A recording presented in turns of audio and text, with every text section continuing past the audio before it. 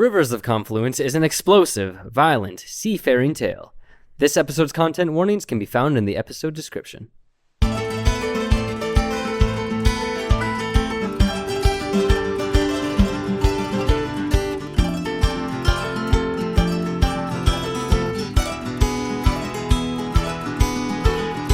Hello, and welcome to Rivers of Confluence, a loose Dungeons & Dragons real play podcast about 5 lost souls, each trying to find their place in the world of Awenor. I am Jay Keller, your Dungeon Master for this campaign, and with me I have... Hello, my name is Myrna. Hello, my name is Amanda Ranallo. Too into character. And I play Myrna, an artificer who is a crafty small folk, and she's always dreaming up her next invention. My fun fact for the day is her morning routine, since I figured we won't see morning for a while. So usually people's morning routine is calm and slow to wake up. Not Myrna. She jumps out of bed and she starts hammering things and fixing inventions. So I hope none of you guys are light sleepers, because she definitely is going to start with a lot of banging. So yeah, that's kind of her loud morning startup. Just like the first thing that she gets her eyes on. Yeah. She starts checking on The wart. She worst starts kind of hammering. She starts making new inventions. She's just all about that morning genius. The drywall. Hi, my name is Gabriel Montgomery, and I'm playing Alistair Keep, aka the Gravekeeper. He is a seemingly morbid individual with his trusty shovel and lantern at hand at all times. And in previous fun facts, I've mentioned that Alistair used to have a horse named Clay, and that he also used to be very fond with working with pottery. And actually, in his past, he made a little clay sculpture of his horse Clay that he used to keep with him at all times. And he actually traveled across the islands during his voyage with this little clay model of Clay. Does he still have it? No, he does not have it anymore. I feel like you're teeing up something really tragic with these fun facts. It's actually what he's like looking that for. it's his I have been birthday? actively weaponizing these fun facts the entire campaign. Wait, so I also wanted to clarify, is today your birthday or was yesterday your birthday? Just thinking back. As the sun sets, so like after it hit midnight, and now that it's eternally night. Okay. It has been his birthday. Happy birth night. Yeah. Happy birthday. Happy night of birth. So listeners, be sure to be singing happy birthday to Alistair Keep at some point. With that said, hi friends. My name is Jeremy Cox. I play Orpheus Hornraven, a half-elf druid yearning for truth. Today, Orpheus's little fun fact is he would never say it out loud, but he has, as was alluded to last episode, has grown to really care, maybe even love his companions along this trip. Definitely not the Kraken. And as we get closer and closer to like him getting potentially reunited with his mother's amulet, he grows even more scared of losing his newfound friends. Aw. Imagine I had like the raunchiest, craziest fun fact to follow that. Hello. My name is Max Volpert, and I play Captain Sable Driftthorn, a half-tiefling, half-sea elf barbarian with a bit of a bardic background, and a fearsome pirate braving the seven seas. A fun fact about Sable is that when she was 18 and sort of on the beginning of this long journey to find her daughter, alone, a little manic, not anymore, obviously, but Of course not. Never. she docked in a port where there was a small church of Vamor. And they came across her and they, were like, come to our church, and they offered to save her soul, and she burned it to the ground. And they told her that she was damned, and that's the day that she named her ship. Does Vamor know? I hope he does. Yeah. Hey, I am Mitchell Maguire, and I will be playing Bonzo, Bonzo is a submissive retired circus performer, but perhaps not so submissive because he's a barbarian. Now, a fun fact about Bonzo is, on his last few years on the Lockroom Islands, he nursed an orphan squirrel back to health and raised him as his own. Is that the same squirrel that you don't like from the circus? I don't know. He did raise an orphan squirrel. That's all I'll say. Family is complicated. Why is everyone weaponizing their fun facts? Jay's taking notes. This is coming back later. Squirrel. He literally Well, I'm trying to pulled find out out his if it was notebook. Remington, the squirrel dancer. That's your rival. I don't know. These Remington questions. He legit doesn't know. Not yet. All right, and my NPC fact for today has to deal with Granny Boone. and it's that Granny Boone, the merchant that you met last episode, got into real estate investments from a very young age, but suspiciously lost her buildings in a series of fires, kind of chalked up to arson. And so she used the insurance from those buildings to buy a ship, some magic items, and took to the seas as a traveling merchant. How young would you say she was when she got her real estate license? Oh, like probably 45. Okay. Did she still go by Granny Boone? Yeah, that's her name? She was an old soul, yeah. Her birth name is Granny. That's crazy. You're like, She pulled up to preschool. She was like, "Call me Granny." Is Boone like the family name? Yeah. Okay. When people name their children like Agatha or something like that. I'm sorry if you named your child Agatha. Never mind. Sorry for all those yeah, you Agathas just listening. singled out a listener who's like, I'm never listening to them again. We just lost half of the fan base. They're all Agathas. Maybe Granny Boone was actually born like Annie. Annie is her middle name. Yeah, Annie's her middle So her name. first name is Her and she R. Yeah, As she grew older, the hyphen slowly but it faded. could be like GUR or something like that. Like, Granny. but like Granny. You guys are laughing at it, but my fish's name is Gull. It's a fish. It's real, people. It's real.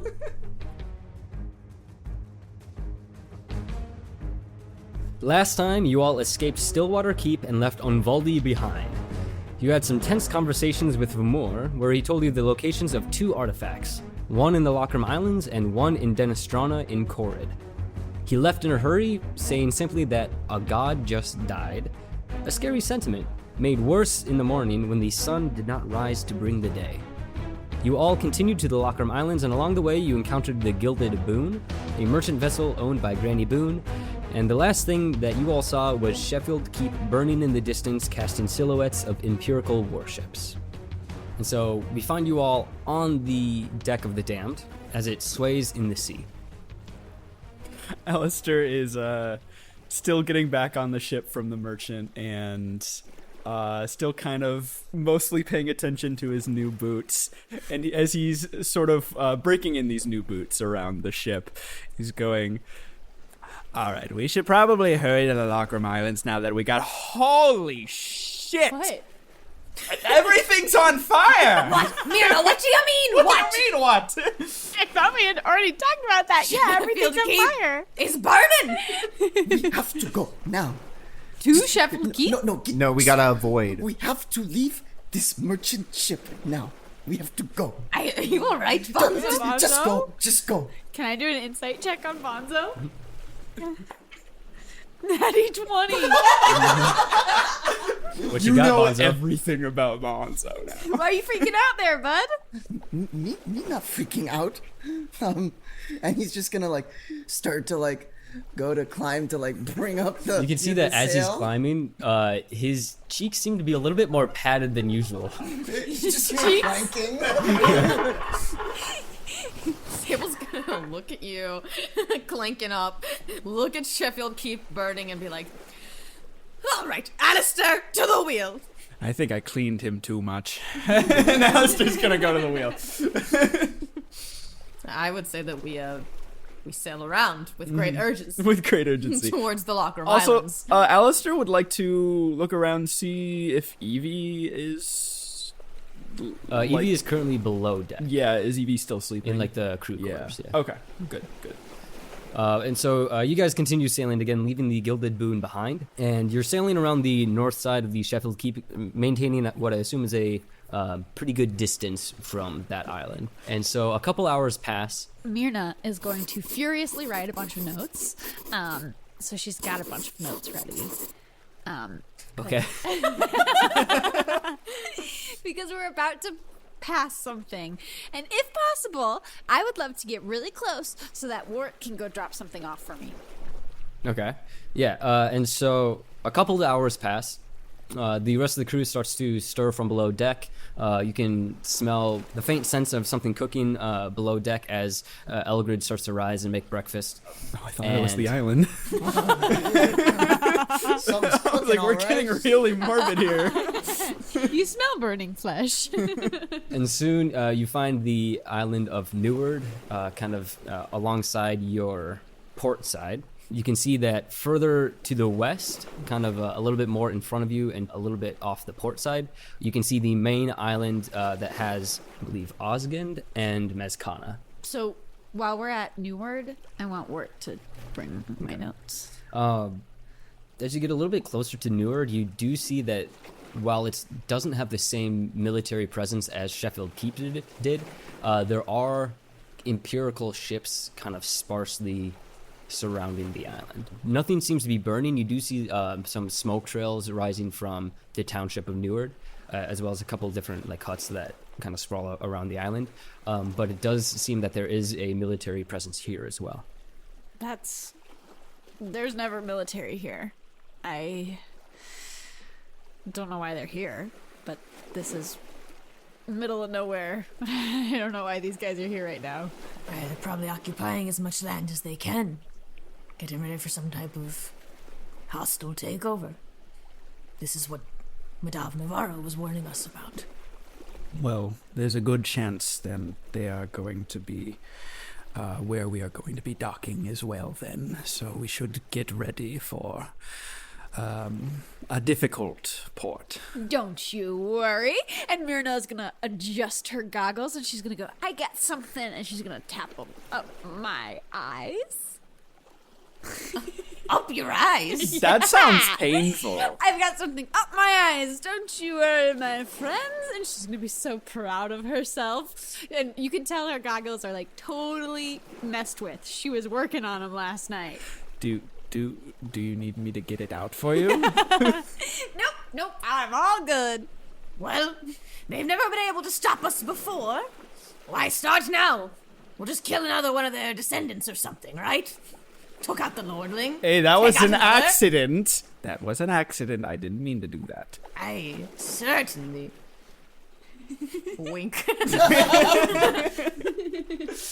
So did you want to do something while you were around Neward? Yeah, I want Wart to bring some notes to Jean. Okay. And so you give a couple notes to Wart, and like in Harry Potter, you kind of toss your bird out into the sky, and you soon lose it in the kind of dark night. And just a clarifying thing about this night that you find yourselves in, the world of Awenor has a massive amount of celestial bodies of stars and constellations, and so the world around you is somewhat illuminated, just much dimmer than it would be during the day.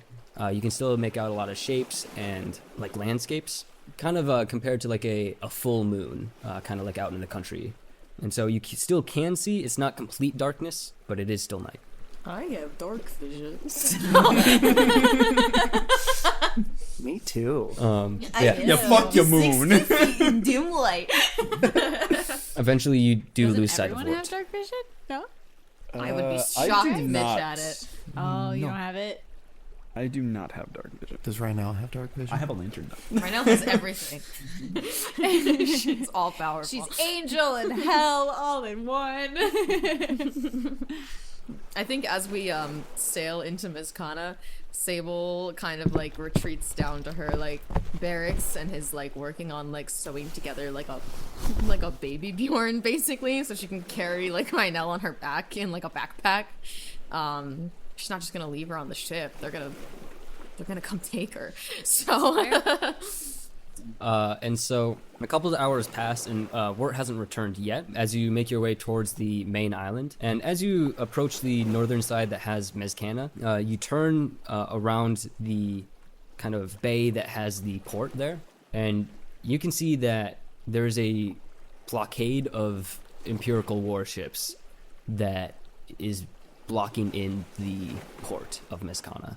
You can see various lights and streets of the city beyond, but there are probably anywhere from 15 to 20 warships that are like blocking the entrance. Not a problem. Just dock boat on beach far away, like we found ship. Probably a better idea than Booba de Beppa. Yeah.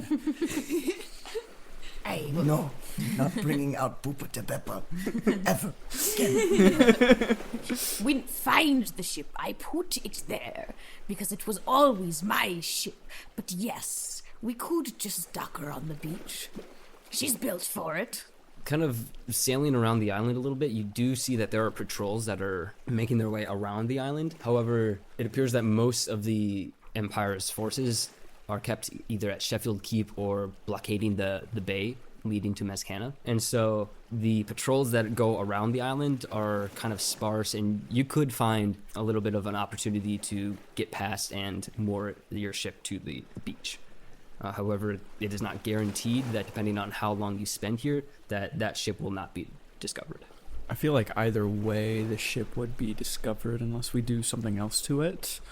Like if we have some sort of like cloak or like invisibility that we can throw over it. A big sheet.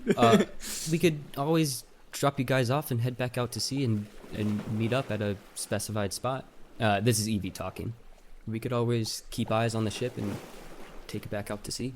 Well, I don't know about that elbow character, but Evie I feel like I can trust. Agreed. Thank you. Seems like our best course of action. I agree. Evie, you be captain while we're gone, all right? Alright. Sable's gonna strap Ranallo to her back and get ready to go. Are you sure you don't want to leave her with the ship? I mean, we can watch her just like we watch the ship. Aye, she not be safe anywhere. If the gods are gonna come, they're gonna come. And so where do you guys want to get dropped off? Probably towards the southern ends. The southern end is going to be a little bit more like jungle and beach. Bonzo, you know, like where you're kind of from, at least the area. Otherwise, the kind of like northeastern side is the kind of port where Maskana is. We want to start closer to Maskana, right? To get the amulet and then take it down to the southern isles. Well, Yeah, is the to the amulet in temple. Maskana? Do we know? Yeah, that's what Vamor said, right? Well, yeah, we need to find information about the cult, and they're most likely located in Maskana. I believe he said that that you could get information on like trying to find them, but they are looking for the temple Right. that Bonzo knows of. So we could just cut them off at the temple, hijack them there, or we can go to Maskana. But we can't open the door at the No. temple, Yeah. right? That's the thing. Yeah, we need the to amulet find the to open amulet the door. first. Yeah. But if you cut them off, then you could potentially confront them and get the amulet from them. Me, no way, but been long time. Well, that's what I said about Uvaldi, and that didn't really go over That's very true. well. Alistair said he knew the way, and he decidedly did not. But I guess it depends what we think is the best course of action. Orpheus, you got any sense of what would be more conducive to finding the amulet? I think we need to go to Maskana first. It's decided. And then where would you like to meet and when? You wait at Oskind. Okay. When get there, say, you know, talking chimp, and they know what mean. You can tell that she's a little bit unsure, but she was, okay, I'll tell them that. And in her head, I'm gonna go. Don't worry, I'll tell you if something happens. You're like, what? Why were you in my head? That's just dead face, like no no no reaction. She's just gonna say again, "It's okay. I'll just talk to you. Stop I'll let you doing know that. when we're ready." She speak in your head too? Yeah, Freaky. Not know she do that. I'm gonna go into Bonzo's head and go, "What are you talking about, bud?" Stop. What? Don't do that. We don't have time to fool around. We gotta get going. And so you guys pass the port that's blockaded by all the warships, and as you're sailing around, a couple of patrols do kind of go by. None of them seem to like flag you down to kind of halt your progress, but you are able to time it where one patrol goes by, and before the next one comes in, Evie steers the ship into the beach and makes landfall. She goes, "All right, well, good luck, you all." All right, take good care of the ship while we're gone. And tell Gritty to cook a good meal when get back. Do you want some before you go? I think she just made breakfast. We probably should. Sure, me hungry. She heads down to the under the deck and Orpheus brings back a being couple of so plates for you guys. impatient. Me take to go. Puts them in little bags, ties them off, and hands them to you. Orpheus grabs his back and starts walking off the ship. Already halfway down the beach. The Damned leaves the beach as you guys head south to Maskana, and it's probably like a half hour, like 45 minutes walking along the beach before the city lights start to illuminate in the distance. The city of Maskana is kind of sprawled out and wide on the beach. The buildings here aren't multiple stories, mostly just kind of different kind of like Caribbean homes set up of either wood or like thatch houses. Not particularly high, but wide spreading. You can see in the soft starlight multiple smoke trails going up from houses and different fires in the distance. Not raging fires like you saw in Sheffield Keep, but fires of civilization. And before long, you're inside the city limits as different civilians start to get out of their houses and marvel at the sky above, somewhat confused that it's not day yet. Won't be long before it devolves into a panic, I'd say. Could be good for us, though. A bit of a distraction. I agree, but I think we still need to be quick. We could incite a panic. But I think that'll bring more Imperial guards. We'll keep it in our back pocket. It would be fun. You do notice as you talk about the Imperial Guards that there not only is a large presence of ships in the bay, but there seems to be a large presence of soldiers in Maskana itself, patrolling around the city, kind of enforcing various laws and just kind of patrolling around, keeping an eye on everyone now coming out of the homes. You know, now that I think about it, we did blow up a museum, kill the lordling. Not blow up the museum. Okay, they believe that we blew up the museum, killed a lordling. Hey, that we did. we. And we also destroyed their island with a kraken, so they probably are pretty familiar with our faces by now. Do you think that we're safe traveling these roads? We're fine. Put your hoods up. We'll keep going. No need to sweat about it. Roll a perception check. 9. Think it'd probably be okay. I say we keep going forward. Okay, I trust you, Myrna. We should go to meeting place, like tavern. Ask round. Ask around about the cultists, see if anyone's got any information. Would I know of any place, even though I grew up on a different island? It's like suburbs to Chicago. Have you been to Maskana? Yeah. Yeah, then you'd know at least one tavern, if not a multiple. All right, this way. And so you lead them to the closest tavern that you know. And it isn't long before you stand outside the tavern that you can see on the sign says the Spilt Mug. And looking inside, there seems to be a couple lights on, mostly on the second floor, the top floor there, and not any lights illuminated from the first. Like it's closed? Like no lights are on? Not on the first floor. Okay, I'm gonna open the door, see if anyone's in there. You tug on the door and it is locked. Is there any drunks outside? You look around and you don't notice any drunks. You do see that there seems to be what appears to be like a beggar in kind of raggedy clothes in an alley kind of across the street. But you do not see any drunks. I'll go up to the beggar and say, "Hey, I got some coin in for you if you can answer a few questions. I might have some answers if you have some gold. I've got some silver. So Then I've got no answers. she gives him a look of, "Are you kidding me?" And he gives you a look of, "Give me money." Well, beggars can't be choosers. Alistair's gonna walk away. I'm gonna go on back up and say, "Fine." So, how long have these soldiers been here? He puts out a hand expectingly. I give 1 gold, but that gives me 5 questions. He doesn't open his mouth, but he keeps his hand out. Fine, I take the gold back and I leave. You try to take the gold back, and he closes his hand. At least 1 question. Answer my question. Roll a persuasion check. 7. You cannot break this man. He quickly puts the gold piece in his mouth, and like rests it on his tongue, and he smiles through missing teeth at you. Well done, Myrna. Well, You lost gold. You know what? Enough of games. He holds his hand out again for another. You didn't even answer 1 question. Myrna, 1 moment. And Bonzo's gonna go into his pants. He's gonna pull out his fancy new gauntlets and be like, "Me, get him to speak." And Bonzo's gonna come up to him and grab him by the cuff of his shirt and be ready to strike him and go, "You give us information we want." Roll an intimidation check. Jesus. He's already homeless. You gotta take his life too.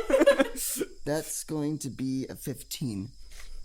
His eyes go wide, and he starts nodding his head, and he puts both of his hands up. He doesn't cry out or anything, but he's waiting for you to let him go. Okay, me let go, but you speak. If not, bad news. And I'm gonna let go of him. All right. He spits out the gold piece into his hand and tucks it into his pants. He goes, "Fine, I just trying to make a living. What do you want?" How long have these soldiers been here? He itches the side of his face. He goes, A couple days. They put up the blockade after something happened in the capital in Kirsaleth, I think. There's an explosion or something. They're saying it's Lockram spies, but I think that's silly. And then after that, it got worse after some rich boy's son died. Oh, After that, they Such a thing. and he scratches his head. After that, they attacked the keep. They don't know why. This was all done by Lockram spies? That's all they say. so see any interesting people walking around? I've seen 5 of them. No, not what me mean. See suspicious characters sneaking around? He holds out a hand. hey, are you offering that for me to cut it off? Sorry if I just want to eat. We all want something, me boy. You want eat? Fine. And he gives him his food to go. He grabs the bag, opens it up, and starts scooping the food into his mouth. And goes, okay. So, word around the city is that they're looking for something. There's a ship that brought in a bunch of not elite soldiers, but some ragtag group that's different than the rest. They got into Maskana after the blockade was formed, and I heard that they were asking questions around the town, looking for some temple, some old building or something. And last I heard, that they were headed south, one of those directions. They found a lead. I don't know if they found the temple, but they got some information. Do you know what they look like? They were, black, gold. Some of them might have been wearing some fancy clothes. I didn't get a look at them. I just, I've talked to people that who talk to people, and they talk to other people. And you heard they're going south. Southeast, southwest, one of them. Orpheus is going to crouch down by him and produce flame. Jeez. He's cooperating. Are you sure you don't know specifically where south? Like I said, I've talked to people who talk to people. They said that they got some information and left town, but I don't know where they were going. Could we talk to people who talk to people? You are right now. Could you point us in the direction of someone else who might know more? He starts to put his hand out, and then looking back at the flame, he puts it back in reluctantly and goes, I don't know, you can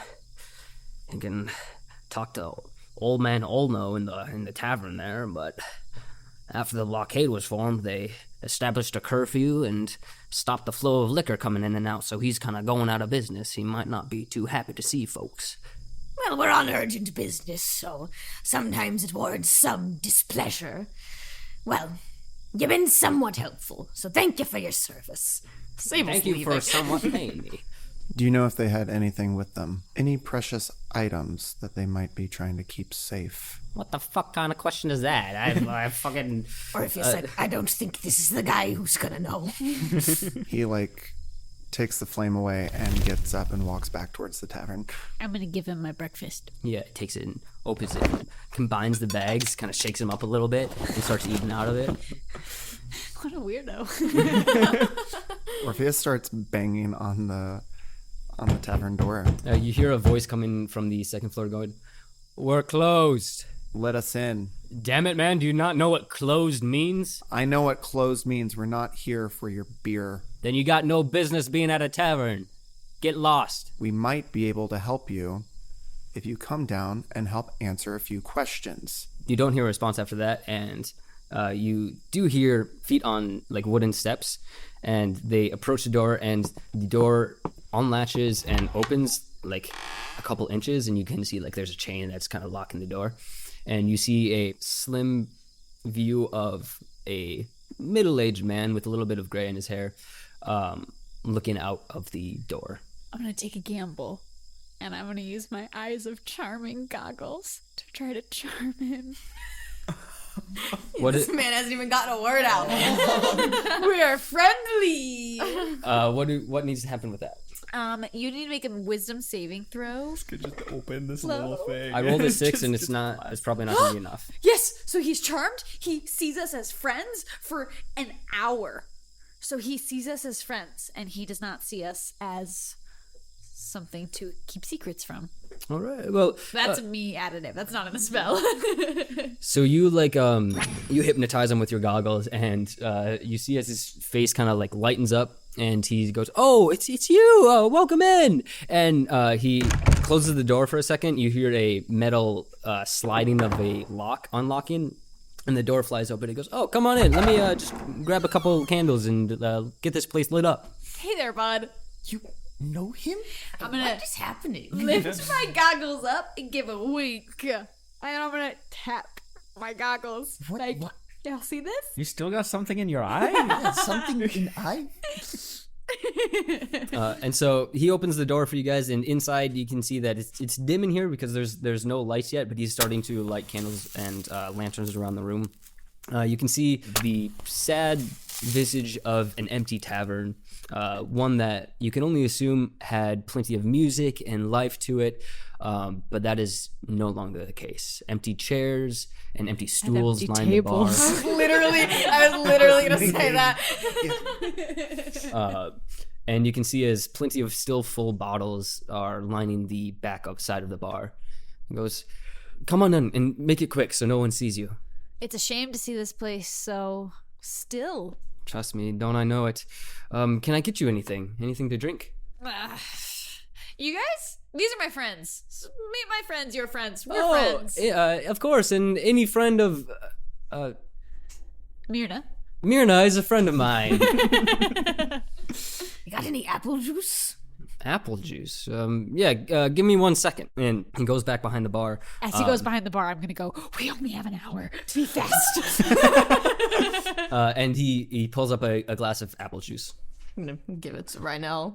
That's nice. She grabs it with both hands and, like a child, just like throws it back and starts chugging it. And a little bit of it spills off her face, but she doesn't stop drinking until it's empty. And then once it's empty, she pulls it from her mouth and goes,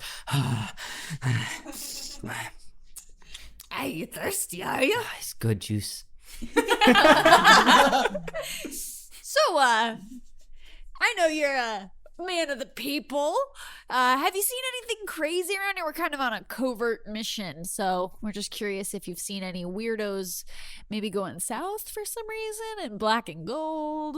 Oh, you mean some of the Imperial soldiers? He did say they came with the soldiers. Yeah, but like a different faction going a different way. I'm gonna look. Special division. Yeah. Did you speak to them? I didn't speak to them, no, but apparently, like a ship carrying some of the leadership from Silsair came in after the blockade was formed and docked and did some inspections around the city, maybe asked some questions, and afterwards they ended up going southwest, southwest, into the jungle.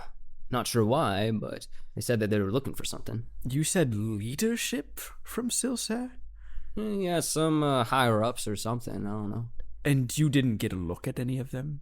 Well, not really. I've been kind of placed on a mild form of house arrest. All of the taverns have. We're not supposed to sell any liquor. Some people have tried bootlegging, but all of them have been caught so far. It's not worth the risk, I say. It's good and bad. They know where they're going, and they know where they need to be, but it sounds like they don't have the amulet. Or they're just hiding it from everyone. Because if they don't have it, then who would? It'd be all the way up north. Well, that's the question. Orpheus is going to pull out his notebook and open it to the page of the amulet that he drew. Have you seen any amulet necklace that looks like this? I can't say. Like I said, I didn't really get a good look at the leadership that came in. And I could try to find out, but it's kind of risky to leave the house nowadays. I think this might be what they're looking for. Don't let them know. Of course, I wouldn't rat out a good friend like my friend Myrna. She definitely looks with a look of, oh shit, he's gonna realize this soon. I'm a little worried. Maybe he would rat out a good friend Myrna in about an hour. I say too. I just kind of like whisper to Alistair, who's next to me. Murderer of the group. Oh, you wouldn't rat out Myrna in an hour, would you? Of course not. I wouldn't rat out my good friend Myrna at all. Yeah, we're fine. I say we get going. Okay. And on their way out, Alistair's just not gonna take eye contact off of the tavern keeper. He's kind of like looking back at you, not really registering that it's a little bit hostile. And so he's just kind of like bobbing his head and waving at you. Like, come back soon. Yes, we will. We will. Good night. As we shut the door, I'm gonna say, all right, so he definitely is going to know that we are lying to him in an hour. So I think we got to get hightail out of here. But I mean, we're already enemies of the Empire 1,000,000 times over. So I say it's fine. But do we want to pursue them down to the south in the hopes that maybe they have the amulet? Or do we want to see if we can locate the higher-up leadership here? I thought the higher up leadership was going down south. All of them? I think that the leadership might be the cult. I think Lucindil has completely infiltrated all of Silsair. Well, it seems we've only got one course of action. And let's go towards the temple. Okay. I'll get my shovel ready. Bonzo, my boy. Lead the way. Okay. Me lead way. And Bonzo's gonna go to the front and lead them through the jungle to the temple. All right, so you start making your way kind of southwest through the city, passing a lot of houses and people along the way. You do have to kind of hide your face a couple times as patrols of soldiers pass by. You do see in a couple alleys there's a couple forceful arrests being made on some of the civilians. You do hear a couple times that there seems to be people crying out in the distance that seem to get cut off shortly. And soon you're leaving the city limits behind, and the dirt trail that you are on starts leading into the thick part of the Once jungle. we're kind of out of the city, I'm going to walk next to Alistair and go, I can't help but feel we kind of caused this. Well, I'd say that Lucinda is the one that ultimately caused this. True. Sure, we caused the ambush on their keep, and we might have been a little involved in the death of the lordling. But ultimately, this is all Lucinda's doing, and it is our duty to stop this. Yes. Hopefully, if we finalize what's going on in the south, maybe they'll leave the Locker Islands alone. Okay, yes. Would you say we're on a dirt path right now? Yes. Your favorite kind. Yeah. While they're walking, Alistair reaches down, grabs a chunk of dirt, and shoves it up his sleeve. Roll a survival check. Okay. Uh-oh. You're going to turn into the Michelin Man one of these days. Just dirt everywhere. This lockroom dirt. Strong dirt. 2. 2. You grab a handful of dirt and keep it, and you don't notice anything. I will say that now that you're in the jungle canopy above blocks a lot of the starlight and the moon that gives you your dim light in the first place. So it is quite dark and kind of creepy in this jungle. You do hear the faint sounds of wildlife in the distance, and a lot of times you're not sure the direction that is coming from, whether it's echoing from the distance or reverberating from around the jungle, but you do hear the sounds of life at various distances from you. And after a little bit more walking, you start to get whiffs of cooking meat and wood fire smoke. And as you follow the trail southwest, you do see a small light emerge in the distance. And as you get closer, you can see that it's coming from a small hut. And everyone roll a perception check. 7. 16. 19. 11. That's gonna be a 9 for me. Uh-oh. Because for Sable and Alistair, now that you have a little bit of light from the hut, you can see that there are a large amount of footprints that go along this trail, kind of heading towards the direction of the hut. But you can see as the hut passes, or the trail passes the hut and continues down. But you can see that there is a lot of different sets of footprints in this path, as well as what appears to be something being dragged. And then as soon as you see the first imprint of something being dragged, you see another, and a couple more, and then another. And then from inside the hut, you can hear the soft melody of someone humming. Seems like there was a bit of altercation here. But I guess the question is, who came out on top? The cultists or the people they ran into? Well, I don't know of any cultists who would be humming. And this person seems fine inside the hut. Me can scout and look and try to see who in hut. And Bonzo's gonna try to stealthily get close to the hut and try to see if he can peer through a window. You look through a window, and your best guess is it appears to be some kind of herbalist's hut, where there's a lot of hanging leaves that have been set to dry out. There's a fire going where they appear to be cooking some sort of meat. You can see that inside the source of the humming, and you can see a kind of elderly woman that's kind of going around the hut, kind of preparing some stuff. And you can see on kind of the side of the hut, there appears to be a garden kind of going off the side. Old lady in there. Nothing seemed strange. Me not see. An old lady sitting there? I bet we could get some great information with her. And I'm going to walk on up and try to knock on the door. Who is it? Hey, got some questions for you, if you don't mind. The door opens, and you're illuminated by firelight. And you can see on the other end the elderly woman that Bonzo was talking about. And kind of wrinkly, leathery skin, gray hair that's kind of stringy.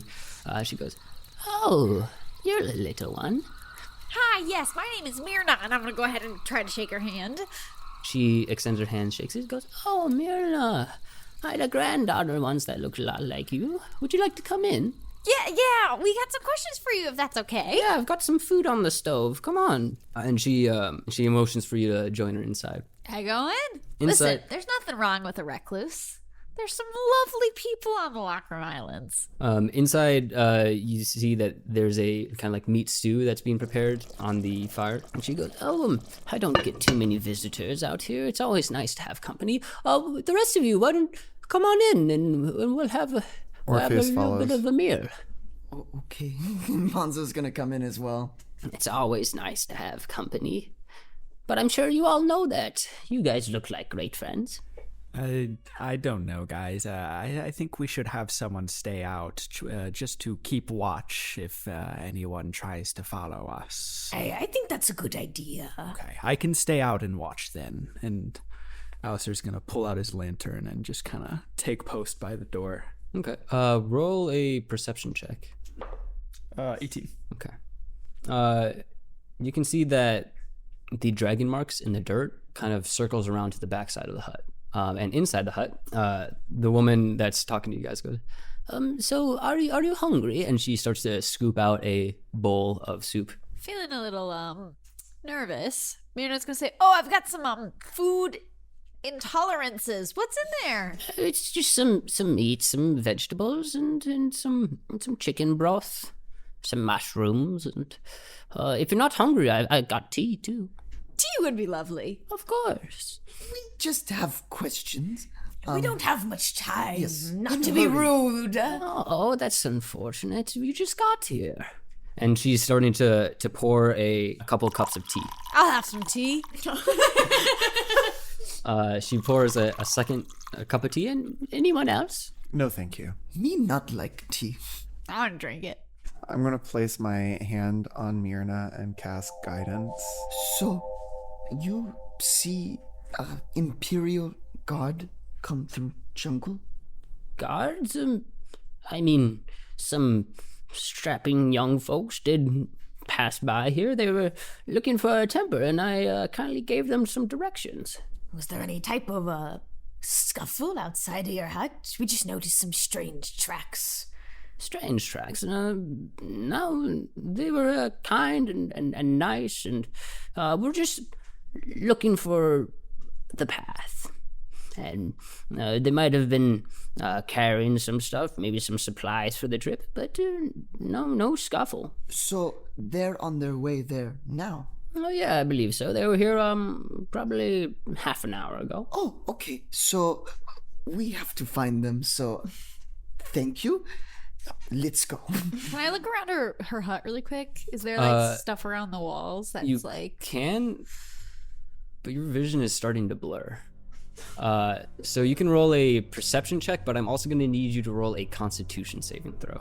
If you have guidance. Does guidance work on saving throws? I don't think so. Perception, I think it's got only for 13. ability checks. You can use guidance for your ability check, but not for your saving throw. So what'd you get? 16 for my perception. And then for my saving throw, 22. 22.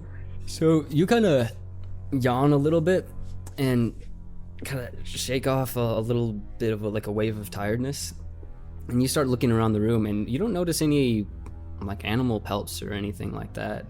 No like meat carcasses or anything. And at this point, I'd say that, Alistair, as you're kind of scoping out the outside, you make your way to the garden, where like the tracks have been kind of leading towards, and roll a perception check. 3. Nothing here. You trip over something hard, and like bang your shin against it. 1 point of damage. And as you look down, it's a suit of armor. What is this doing here?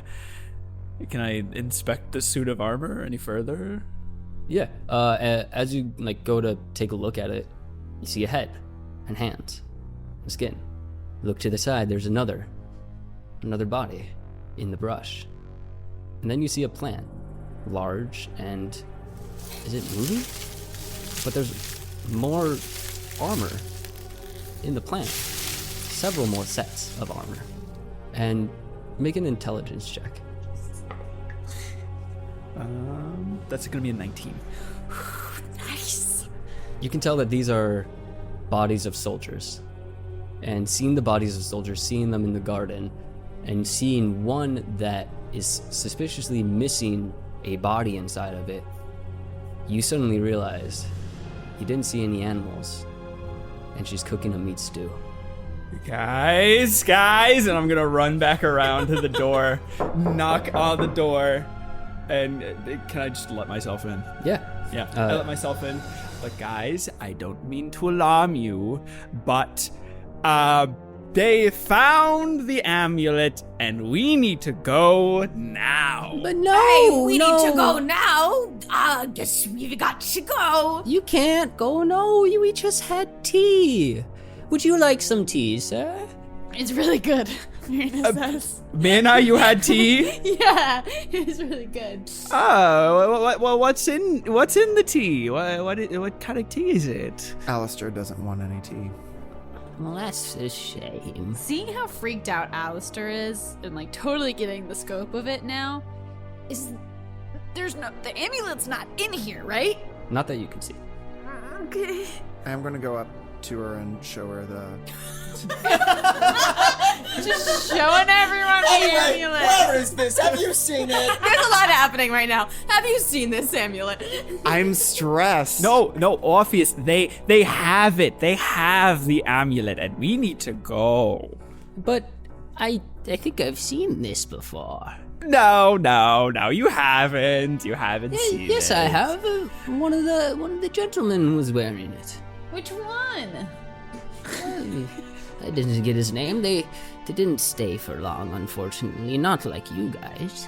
But you're going to stay around, aren't you? We have to get amulet, so if they left, we need to leave now. I'm gonna go into Alistair's head and go, "Are you good there, bud? You seem pretty freaked out. You can reply to me." I was just gonna slowly turn to Myrna and just nod, like reluctantly, but like very forcefully. The old woman comes up to you, Alistair, and she puts a kind of bony, thin hand on your shoulder. She goes, You look frightened, young man. Why don't you come in and sit down? I'll get you some tea. No, I'd rather not sit down with anyone who does such a terrible job at burying body. her grip on your shoulder tightens a little bit, and you like try to shrug it off, but her grip stays on your shoulder, and her fingernails are kind of quite long. They're kind of like digging in a little bit, and as you look at them, you can see that underneath her fingernails, there's specks of dried blood. She goes, I must insist. You know, your hands are quite bony, but they're not as good as mine. And I'm gonna take my glove off, I'm gonna grab her face, and I'm gonna use chill touch. All right. And so you'll be able to do that, but I will say we're gonna roll initiative here. Yeah. And so roll initiative and That's one. Nice, dirty 20. I rolled bad. But plus Same. plus 9, so it's 19. 9. 11. all right. And so you cast chill touch, and you what did you say you did? You Yeah, I just kind of placed one of my hands, my gloveless hand on her face. and you cast chill touch, and she starts to scream out in pain, and you start to take your hand away, and part of her flesh comes with it, and you can see as kind of like a lizard, her flesh is starting to peel away from her skin. Her pale skin starts to turn like bluish green. Her white stringy hair starts to take on like the imagery of like seaweed kind of coloring and kind of wetness and sliminess, and you can see as her teeth start to form into points and her eyes start to get really big like a fish's, and she howls in pain, and from outside from the garden you can hear a kind of wet sloughing of mass of something moving outside. And so we are now going to go into initiative. You can now see before you a creepy kind of fish-like appearance of a sea hag. Hag, it's a hag. Gross. Now that you have revealed its true form, a sea hag does have what's called horrific appearance, which any humanoid that starts its turn within 30 feet of the hag and can see the hag's true form, you have to make a DC 11 wisdom saving throw. And so, Sable, we're going to start with you. You can see the hag, and so I need you to make a wisdom saving throw. You're going to want to beat an 11. Yeah, it says 17 on the die. Okay, so you pass, and so you are not frightened by this creature. So to start my turn, I'm gonna go into a rage. Okay. As my bonus action. And then I'm going to attack with my new hook returning axe. That's gonna be a 21 to hit. That hits. Okay, so that's gonna do 9 damage. And then I have an extra attack. And I'm gonna make that a reckless attack. Gotcha. That's a 23 to hit. That hits. And then because I used a reckless attack while raging, I'm gonna throw a frenzy damage on it, which is a number of d6s equal to my rage damage bonus, which is 2. 23 damage. 23 damage? Yes, on the second attack. All right, so you take a second swipe at the sea hag, and you cut deep into its shoulder, almost like partway down its chest, and it cries out in pain and screams at you, and you can see as like spit just flies from its like sharp knife-like teeth. And so, do you have any other actions? No. All right, then it is going to be the hag's turn, and since you attacked it, it's going to take a swipe back at you. It got an 18. Yeah, that hits. So it's going to cut into your body with its claws. So her claws deal 12 points of damage to you, rounded down, so it's 6.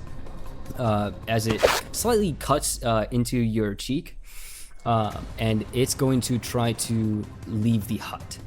And so it's going to try to leave through the front door and kind of go back towards the back. And so you do get an attack of opportunity on it. Same thing with Alistair. Yeah, it's gonna be a 24. 24 hits. That's 18 damage. 18. And I'm also gonna attack. Nice. Opportunity. Opportunity attack, 18 damage. Nat 20. Nice! Whoa. Holy shit. Damage is going to be 11. 11. But it's doubled, right? Because it's a natty 20. Yes. So it's... Okay. Yeah, so it should be 22? 22. Yeah. Okay, yes. Nice. So, Sable, you take your axe and chop at the back of its knee, and it causes it to stumble down to one knee. And then, Alistair, as it's still trying to move out of the hut, you take your shovel and, like an axe, you swing it across her neck and just decapitate the hag. Oh! Bro! It's like, Decapitated it? Shit. And it falls not face first, but torso first into the floor and just kind of like spasms in death spasms. Oh. Well, I guess I can go bury those bodies now. Sable's gonna turn so Ranallo's not facing the decapitated hag. I was thinking about that too. I'm like, Ranallo's still here too. Like, Her eyes are like wide. She's like, what'd you do to the lady? Hey, we're just playing. Are we still in initiative? It is Myrna, your turn, and Bonzo, you're next. If you guys want to do anything. I want to go up to the body. Okay. I'm going to use my bonus action to use my Boots of the Winding Path, which can teleport me 15 feet to somewhere I've been in the last round. So I probably walked that way. So I want to go really quickly there. And then I want to hold my crossbow and like keep my crossbow ready, but inspect the body. Yeah. You can see that she's got different kind of like eldritch pendants on it and like warding pendants.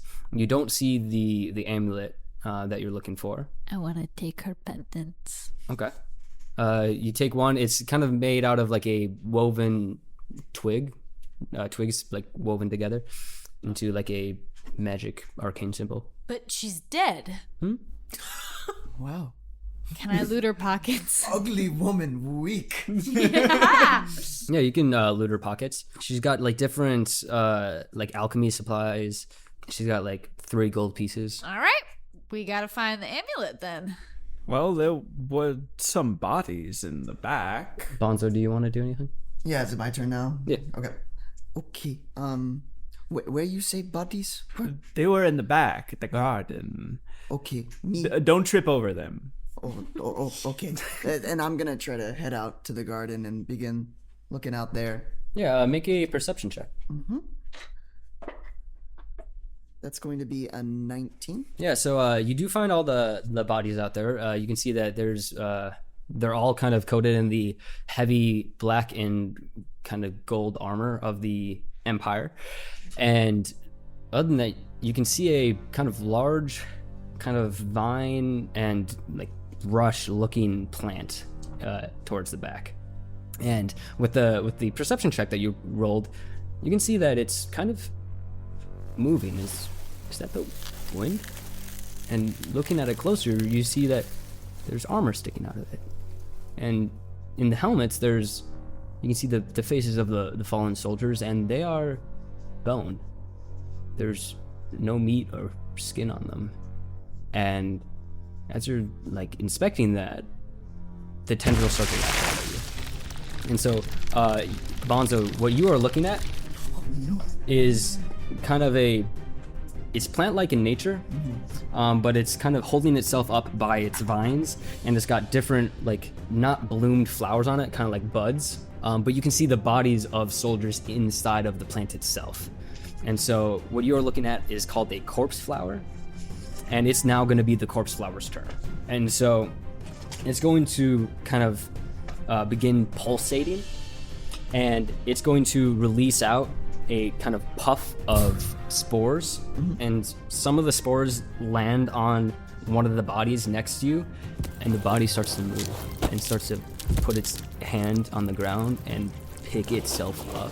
And you can see as the grayed out dead eyes of the soldier, the head tilts up and back and then turns and looks at you as a zombie starts to be reanimated.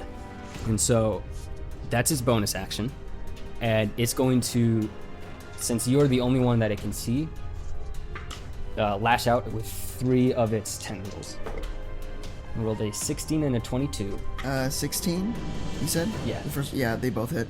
And then the last one is a 10. No. So you take 8 bludgeoning damage from the first attack.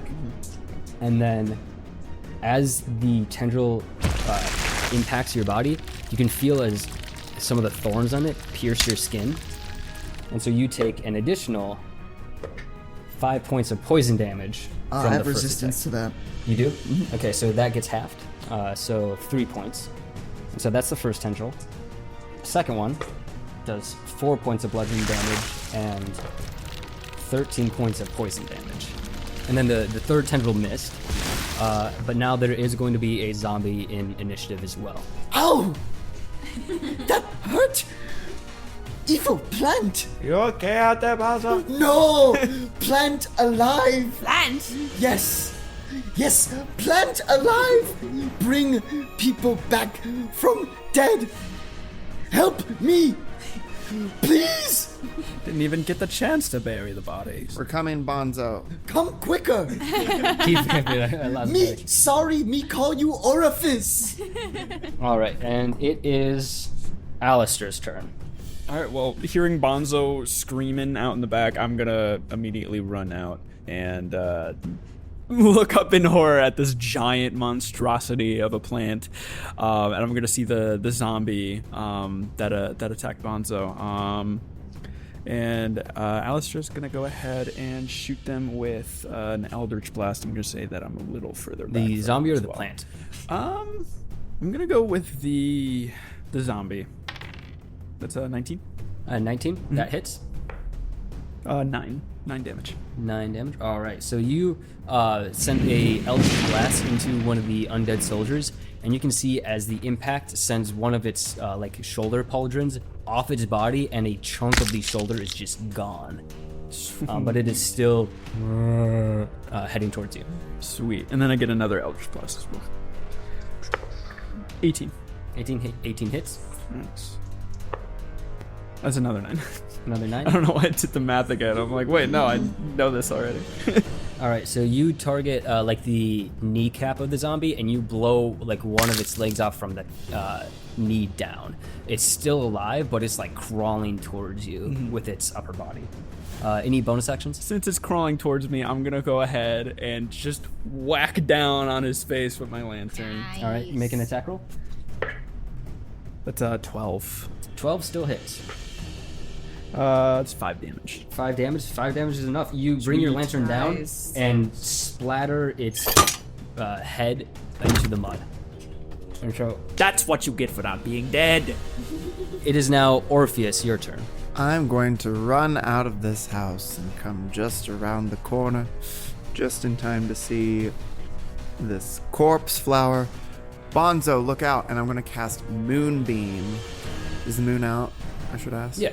I mean, I know it's out, but it's kind of obscured by the canopy, but when you cast it, it will pierce through the canopy itself. That's gorgeous. I'm going to attack the corpse flower with Moonbeam. Good spell to have in this scenario. I'm so glad that I... So it is a 5-foot radius, 40-foot high cylinder centered on a point within range, I assume, like on the plant. Yeah. And so when it enters its first time there, it does 2d10 radiant damage on a failed save after making a Constitution saving throw. So I'm going to do that right now. It's going to get a 9, so that's going to fail. So you can do your 2d10 radiant damage, and it's going to take the full amount. 15. All right, so it seems to not like the moonlight that you're putting down. It doesn't slow at all, but you are like dealing damage to it. Any bonus actions? No. If you wanted to move close enough, you can make an attack with your offhand weapon. Otherwise, you can end your turn there. Yeah, I'll move closer, attack with my scimitar of the storming seas. And that, my friends, is an 18. 18 hits. Nice. And so it's not charged, so it doesn't do the electric damage yet, or the lightning damage. But it does do the regular scimitar damage. All right. That is a 10. And 10? All right, so you cut into one of the tendrils, and it like slices off like part of the tip, and it kind of recoils in pain a bit. It is now at the top of the initiative order with Sable. Sable's gonna follow. The only one in the house right now. She'll come out. Is it like an action to get that axe to return to me, or can I throw it? No, like it just comes back. Technically, usually it's like a reaction, but I'm just gonna say it comes back to you. So she'll park a little further back and attack with the hook returning axe as a ranged weapon. And I'm gonna make it a reckless attack. It's definitely gonna hit, but I'll roll to see if I, which I don't. That's a nat 1. So the first attack is gonna be a 27 to hit. Hit. And then because I reckless attacked, I'm gonna add frenzy damage. Okay, first attack does 15 damage. And then I'm gonna use my extra attack to attack again. It's gonna be a 26 to hit. That hits. Okay. That'll be 11 damage. All right. So you start throwing your axe at it, and it's like lashing out with its tendrils, but each time it tries to lash out, you're throwing your axe and it like decapitates the tendril midair, and the remainder of the tendril falls to the ground. But each time you do that, it has a seamlessly endless amount of tendrils within itself. Mm-hmm. And so it's now going to be Myrna, your turn. Okay, I'm gonna take out my new crossbow, and I'm gonna use my double tap crossbow to fire. So I got a 19. Does that have the thing where if I exceed the target's AC by 5 or more, I can immediately repeat a shot? Yes. So that hits. Now I'm gonna do the damage. So that's 10 damage for the first one, and then I immediately do another shot, which is 19 again. So 13 damage. So 23 damage for my first action. Now I'm gonna do my second action and fire again. I can fire 4 times now if I hit it enough. It's my second action. 14 plus 9. So 13 or 23. 14 plus 9. 23. Obviously. And that lets me do my second attack, right? Or my fourth attack, technically. Yeah. So the first attack does 12 damage. And then for crazy. My second attack... This plant's getting messed up. It's only 18? 18? Is 18 hit still? Yes. Okay. 15. 15 damage for my 4th attack. I think you almost didn't buy this crossbow. I know. Easy. All right, so you guys all see as shots impact around the plant's body. And so it is now going to be Bonzo, your turn. That wasn't very nice, plant. And Bonzo, actually, since you are starting your turn within 10 feet of it, you get like overwhelmed with a putrid, rotting smell. And so I need you to make a Constitution check. Or saving throw, sorry. It's going to be a 21. Okay, so it doesn't seemingly bother you at all. You stink, plant. And Bonzo is going to go into a rage. And then Bonzo is going to gear up to hit it. But as he's going to like punch it, he casts Firebolt with the gauntlet. Okay. That's going to be a 19. Oh my god, did anyone know he could do this? My God. Hey, Bonzo, you're on fire! That's going to be 13 fire damage. What? Where did you get that glove? Me stole it. Me pirate now. So it recoils sharply from the fire, but you still have a bonus action. All right, I'm going to hit it again with my gauntlet as my bonus action. That's going to be a 19 to hit. 19 hits. Let's go, Bonzo. That's going to be 10 regular damage and 3 fire damage. Gotcha. And then it is going to be the corpse flower's turn. And so it's going to reanimate another body. And so it's going to puff out its spores again. And another body starts to move on the ground beside you.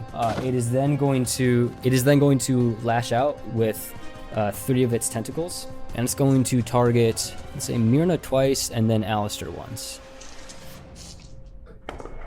Sick. That one's cocked. Dang, it's got far reach. It hates little people. It just went for Alistair. Well, but twice for Myrna, and then it messed me Well, up. she shot it 4 times. She shot 4 bolts into that thing. mother checker. So 14 and then 17 for Myrna. Both hit. So you take 19 points of bludgeoning damage. Okay. And then 20 points of poison damage as the tendrils infect itself with its needles into your body. Okay. And then one of them is going to target Alistair. That's no good. It's going to get a 15. Yeah, that hits. So you take 8 points of bludgeoning damage and 13 points of poison damage as the other tendril impacts itself into your body. I would also like to say that I had 12 temporary hit points from killing the hag. From killing the hag, yeah. The And then Dark One's blessing. after that, it's going to use its tendrils to spider climb up the side of the building. What the hell? Oh, yeah, I can do that. Yeah, that makes sense. So Bonzo and actually not Orpheus because it's not leaving your melee attack range, but Bonzo, you do get an attack of opportunity as its tendrils start to like flick out and pull itself up this side of the building onto like the top front corner. It's only going to be a 10. 10 does not hit, and so it is now the zombie is going to move up towards. Just kind of split the difference between Bonzo and Alistair. Running away, are you? Well, it's actually gonna take an attack at you. Oh, shit. And so it's going to like reel back with its like entire body and try to attack you. It's going to get a 15. That does not hit. Yeah. And so you're able to kind of like get out of the way of it. And so it is now going to be Alistair, your turn. However, as part of the stench of the risen zombie, I need you to make a Constitution saving throw. As the same kind of rotting flesh scent that emanates from the plant is also emanating from the zombie. That's a nat 20. All right, so you are unfazed by the stench. Easy. I'm used to it. Yeah, Alistair just, standing tall, not at all affected by the smell. Breathing it in. This isn't the first time I've been around dead bodies. Yeah. He's going to pull some more magical energy from his lantern with his offhand, and he's going to shoot 2 Eldritch Blasts, just rapid, so I'm going to throw both of those hit dice right away. At the zombie or the plant? Let's do it the zombie. They're right here. That's 24 for the first one. Hits. And another nat 20. So that's 27. 27 for the second one. Hits. Sweet. The second one deals crit damage. 3 damage for the first one. That's 11 doubled again, which is 22. He's come a long way since that first fight on the ship, where he did absolutely nothing. You see as the first Eldritch Blast takes off the zombie's jaw, and the second one leaves a crescent crater into the zombie's head, and the head jerks back, and you can see as part of the brain starts oozing out the side, and it starts reaching a hand towards you. It is now... Oh, no, I get a bonus action. Oh, yeah, you do have a bonus I'm action. going Go to ahead. whack his hand away with my lantern. All right. It's a 19. 19 hits. Oh, my God. Okay, that was a 4. So you whack it with your lantern, and you can see as the flames inside start to burn away at part of the brain that's left inside, and the rest of it just kind of falls out, leaving an empty crater of a skull, but it is still trying to shamble towards you. It got a nat 20 on its undead fortitude. Why won't you die? And so Orpheus, it's going to be your turn. And so you have not rolled yet for the stench, right? I need you to make a constitution check. Also, any of you that have passed the constitution check, you no longer need to roll it. I got a 19. A 19? All right, so you are also unfazed by the stench. We all used to rank smells. And so you can have your action with normal. We're used to Alistair. He's been traveling with me for quite some time now, so. Okay. I would like to, since it's up on top of the house, I want to use Guiding Bolt. Okay, make an attack roll. That would be a 9. 9 does not hit. I apologize. And so it just goes wide and impacts a tree beyond. You do still have a bonus action. I'm going to move further back toward, right in between Myrna and Sable. Okay, so you do that. It is going to get an attack of opportunity because it is within melee range for it. And so it's going to roll a 22. That's rude. And so it's going to do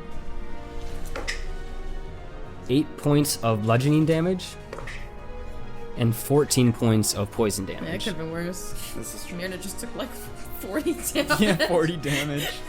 Yep. That would have taken Orpheus out. This one would have taken me out of all of And this then point. it is going to be Sable, your turn. Sick. Did I make a con save? Was I the first one? I don't believe you have yet, Yeah, I but don't I think also so. don't believe that you're within 10 feet of it. Oh, sick. Then I'm fine. I'm Well, gonna... actually, the other zombie's still up, isn't it? So you are within 10 feet of the other zombie, so you do have to roll. Come on. So make a constitution check. I tried, I'm sorry. 22. All right, so you also are able to withstand this. Sick. Can I just say, if any of you guys fail this, you would be poisoned, which means you get disadvantage on all ability and saving throws. You thought. You just mad because everyone's rolling good? It's a good thing we fell into the sewers. Well, joke's on you. I'm gonna reckless attack, so I get advantage on my attack. On which one? I'm still going for the plant. Okay. I'm throwing my axe. I'm just see right now, you have to be prepared for anything. You go into battle with a plant, a body of water, anything out there. Nat 20. Nat 20. Fuck yeah. Roll your damage. And I'm okay. So here's the thing: I add frenzy to this. Do I double after I add the frenzy since I do it after my attack bonus? Yes. Okay.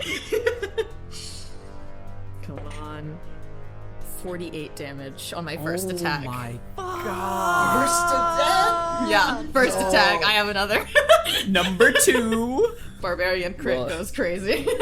You don't need the second because I'll let you know that when you throw your axe up there, you throw it with such might that it carves its way through the middle of the corpse flower's body and severs it in half, and all of the putrid, rotting flesh and viscera just falls out of the mass of plant and starts dripping down the sides of the hut, and anyone that's by the roof of the hut is just going to be covered in this black, red, just viscera of dead bodies. And then the other zombie that is still alive, without the kind of like hive mind of the plant, is just going to fall.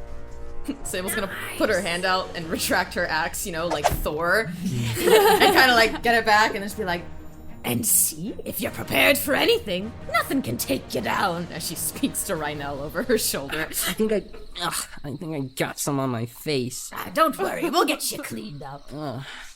So who was all splattered? I think that's everyone except for me was splattered. And so yeah, we are out of initiative. All right, who's got the amulet? Who wants to root through the viscera? I will! Myrna says, really excited. All right, make a perception check. Not one.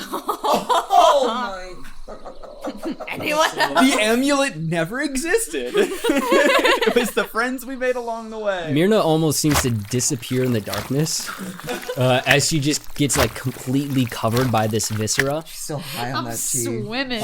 She's drugged, poisoned, and we were like, yeah, let's let her do it. And so, like, the only really parts that you can see of Myrna are just like the white parts of her eyes, and she gets covered in like this black and red viscera. But yeah, you don't really find anything. Guys, I think she lied to us. What strategic advantage would she get by saying that they had it? It would only make us want to leave. That is true. I mean, is it on any of the bodies? Can I search You can bodies? make an investigation check. Now, are they like disintegrated, or they just kind of collapse? They haven't disintegrated. Okay. You can see that the ones, especially that were inside the corpse flower, being a gravekeeper, you can tell that the ones that were inside the corpse flower are at a more advanced stage of decomposition than the ones outside. So you can tell that the corpse flower is probably sucking the nutrients out of those bodies. That's 11. 11. You do not find it on any of the soldiers.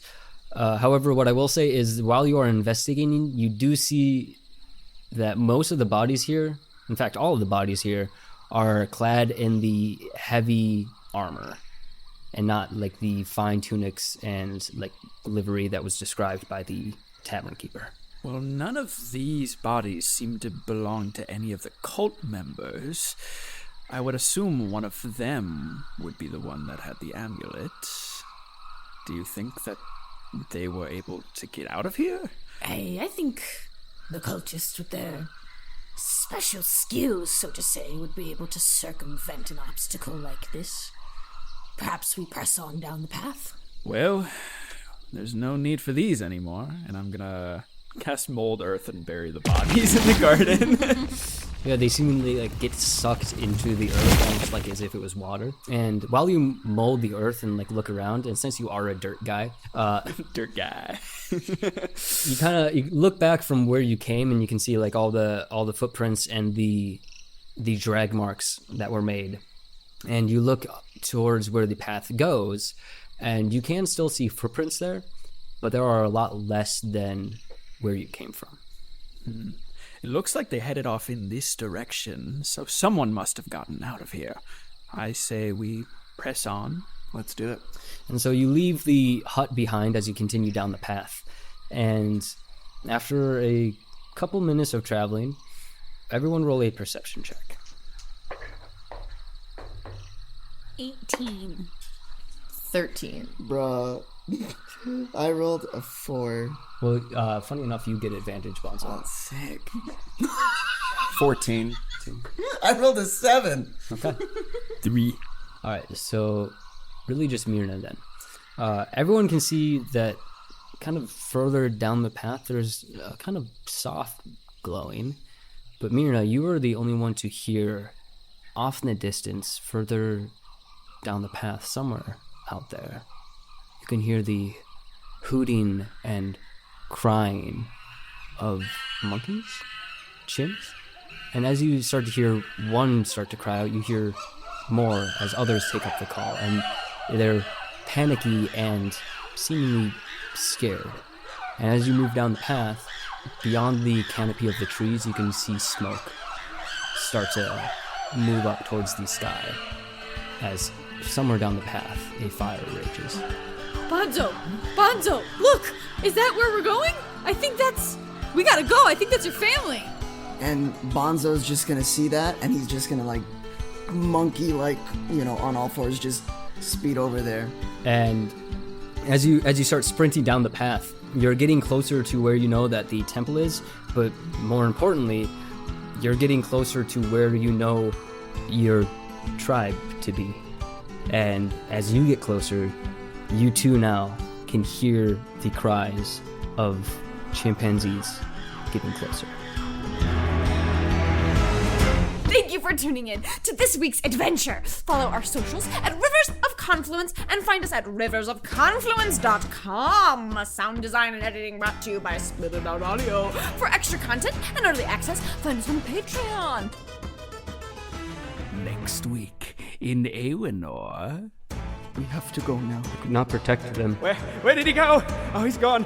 Myrna, we need to get her back. Give me my mother's amulet. Damn it! Captain! You must snap out of it! I'm gonna shoot her with the crossbow. Orpheus is down. Me make you burn. I'm fine. This is great. Double damage to Sable. And you see as Orpheus begins to disappear under the water. Let's have a talk, shall we? You going to die. We are starting a revolution of the highest order.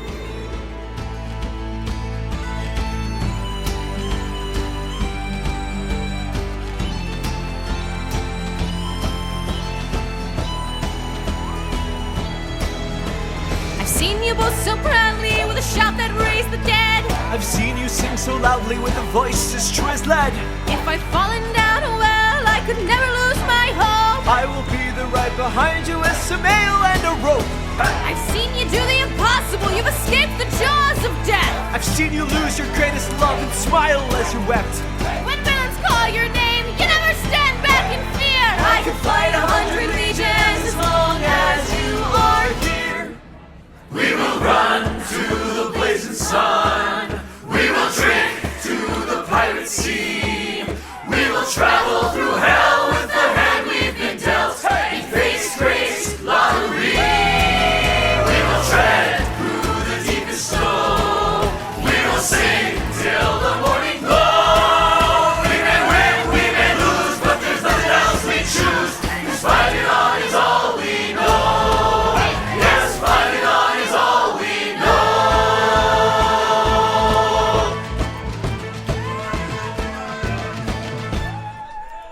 Should we split up?